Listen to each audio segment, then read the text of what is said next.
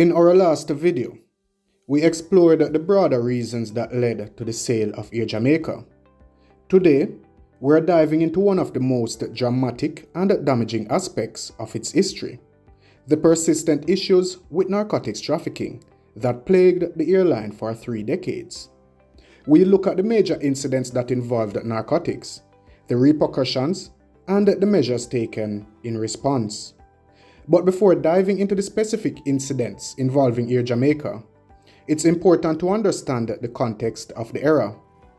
The late 70s to early 2000s was a time when drug smuggling was a significant issue for many airlines, not just Air Jamaica. The rise of drug cartels and increased global travel provided ample opportunities for traffickers to exploit airlines as a means of transporting illicit substances. Airlines around the world, including major carriers, faced similar challenges. However, the frequency and the scale of incidents involving Air Jamaica were particularly damaging, both reputationally and financially. Now, let's get into the video. Introduction. The global airline industry has experienced significant improvements in profitability and service quality, primarily driven by competition, economic conditions, and technological advancements. Notably, airlines with reduced or eliminated government shareholding have shown the greatest progress. However, Air Jamaica, despite operating in the same dynamic environment, did not get a chance to adapt and capitalize on these advancements. Its government ownership structure restricted its ability to respond competitively to changing market conditions, resulting in persistent financial struggles. Air Jamaica has historically faced massive losses, negative net worth, and the need for government bailouts, becoming a financial burden on taxpayers and a source of political wranglings. Background of Air Jamaica. Air Jamaica was conceived in the late 1960s. The idea was to replace the British Overseas Airways Corporation, known as BOAC, which had provided international air travel to the island. According to R.E.G. Davies in his book Airlines of Latin America since 1919, the first incarnation of Air Jamaica was founded on August 27, 1963, after the government of Jamaica decided not to invest in British West Indian Airways or BWIA. Known as Jamaica Air Service Limited at the time, its shareholders were the government of Jamaica, 51%, the British Overseas Airways Corporation, 33%, and BWIA, 16%. BWIA's employees in Jamaica were transferred to the new airline. Service to Miami and New York began on May 1, 1966. Initially, Spanish investors expressed interest in the project, as documented in a 1971 study by E.G. and the company. However, these plans did not materialize, and it was the Jamaican government that ultimately took the lead in establishing the airline. BOAC, Britain's major international airline at the time, and BWIA had continued to maintain the leased aircraft. This operating arrangement would not expire until the end of May 1969. The Jamaican government, however, preferred a more independent approach and eventually prepared to establish a new company called Air Jamaica 1968 Limited. Air Jamaica was finally established in October 1968 and started operations on April 1, 1969, connecting Kingston and Montego Bay with New York and Miami. At the time, the Jamaican government owned a substantial part of the airline, with Air Canada owning a minority share of 40% and providing aircraft, namely 1 Douglas DC-861 and 3 McDonnell Douglas DC-930 jetliners.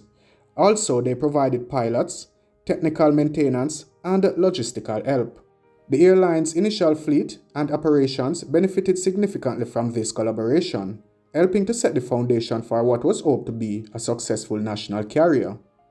Despite these auspicious beginnings, the airline faced numerous challenges over the decades, including financial mismanagement, political interference, and competition, which eventually led to its decline. Narcotics issue. A significant factor contributing to Air Jamaica's decline was the persistent problem of narcotics trafficking. Over 3 decades, the airline was repeatedly exploited by drug traffickers, resulting in severe reputational damage and operational challenges. The narcotics incident severely damaged Air Jamaica's reputation, leading to increased scrutiny from regulatory bodies and the loss of passenger trust. These incidents resulted in legal actions, financial penalties, and operational disruptions, further exacerbating the airline's financial woes. Key incidents: September 1978, Miami International Airport. Customs officials uncovered 200 pounds of marijuana concealed within Air Jamaica's cargo hold, pointing to significant lapses in security. This prompted the airline to revamp its cargo screening procedures and led to tighter employee oversight. In February 1983, at the John F. Kennedy International Airport, authorities discovered 50 pounds of white powder hidden in passenger luggage. This incident resulted in a high-profile lawsuit and forced Air Jamaica to implement stricter baggage screening protocols and collaborate more closely with law enforcement agencies. November 1986, Miami International Airport. During a routine inspection, 30 pounds of white powder was found, leading to immediate corrective actions by the airline. Enhanced baggage checks and an increase in security personnel were among the measures taken to address these vulnerabilities. July 1989, John F. Kennedy International Airport. Law enforcement officers intercepted 40 pounds of white powder hidden in produce shipments. This event triggered legal battles and necessitated a comprehensive overhaul of the airline's cargo screening processes, especially for agricultural products. August 1991, Norman Manley International Airport. An elaborate drug smuggling operation involving Air Jamaica employees was exposed. This led to significant internal crackdown and the implementation of comprehensive reforms to improve employee screening and monitoring procedures. In 1994, the company was partially privatized. The private investors were led by Otelia, Gordon, Butch Stewart, with the government retaining 25% of the company and giving 5% to the airline's employees. It continued operating Airbus jetliners, including the wide-body Airbus A340, and began a feeder service, a frequent flyer program called The Seventh Heaven, and an in-flight magazine called Skywritings. In June 1995, Fort Lauderdale at the Hollywood International Airport, the discovery of a large quantity of marijuana in passenger luggage caused substantial operational disruptions. This incident brought increased regulatory scrutiny and pushed Air Jamaica to bolster its security protocols and inspection procedures. By 1996, the airline was flying non-stop service between Kingston and London Heathrow Airport with an Airbus A310 jetliner. In 1999, Air Jamaica started operating non-stop service between Montego Bay and Los Angeles with an Airbus A320 aircraft. In December 2004, at the Fort Lauderdale Hollywood International Airport, another major marijuana bust underscored persistent security gaps. In response, the airline adopted advanced scanning technologies and enforced stricter baggage policies to prevent further breaches. In December 2004, after financial losses due to privatization, the government of Jamaica resumed full ownership of Air Jamaica. In February 2005, at the John F. Kennedy International Airport, white powder was found hidden in the lavatory of an Air Jamaica aircraft, resulting in extensive legal challenges. This incident highlighted the need for more rigorous in-flight security measures, prompting the airline to increase random in-flight inspections and surveillance. In October 2006, at the Norman Manley International Airport, a sophisticated smuggling ring involving Air Jamaica employees was dismantled, leading to internal reforms aimed at preventing staff involvement in illicit activities. New training programs and stricter oversight mechanisms were introduced. June 2007, Sangster International Airport. The discovery of a significant quantity of white powder in cargo shipments resulted in international scrutiny and required Air Jamaica to work closely with global law enforcement to enhance security measures. This underscored the importance of international cooperation in combating drug trafficking. November 2008, Miami International Airport. White powder was found concealed in aircraft seats, leading to extensive investigations and significant fines.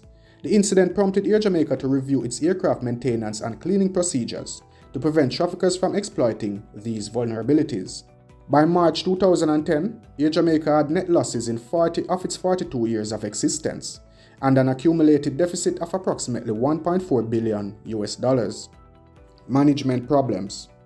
Management issues were a critical factor in Air Jamaica's decline. characterized by leadership instability and ineffective decision-making.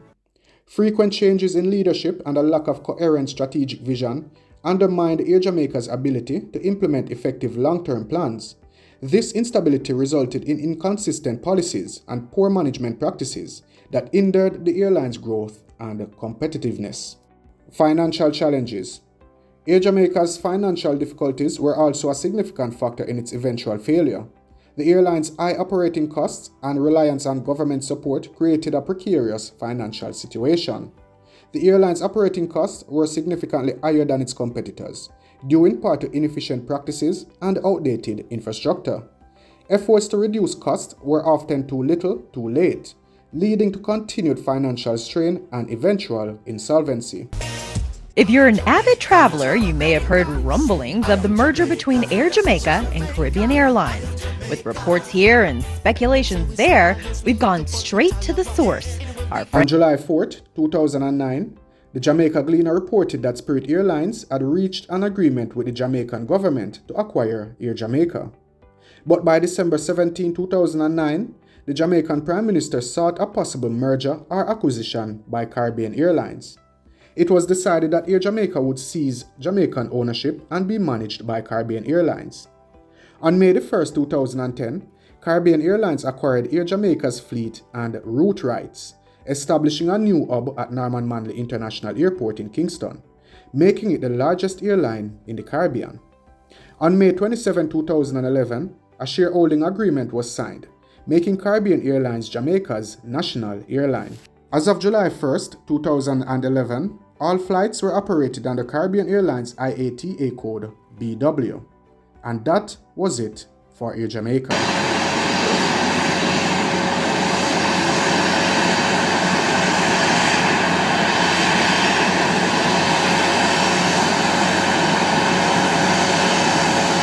Air Jamaica's failure resulted from a combination of narcotics issues, management problems, and financial challenges. The airline's inability to adapt to a changing market environment, coupled with persistent internal and external threats, ultimately led to its downfall. To prevent similar failures in the future, it is essential to address the root causes identified in this analysis. Key recommendations include improving security protocols, ensuring stable and effective leadership, and implementing measures to reduce operating costs. By learning from Air Jamaica's experience, policymakers and stakeholders can better manage and support national carriers to ensure their long-term success. Thank you for watching. Time for you to spread your wings again, to see a loved one, partner, or a friend. Travel in style, mile after mile. On the feast of Jamaica, the most beautiful bird in the sky. Fly, Air Jamaica. Still the one. Air Jamaica, it's where you belong. Yeah. Hand in hand together, let's soar into the future. Soaring higher. Call your travel agent or Air Jamaica.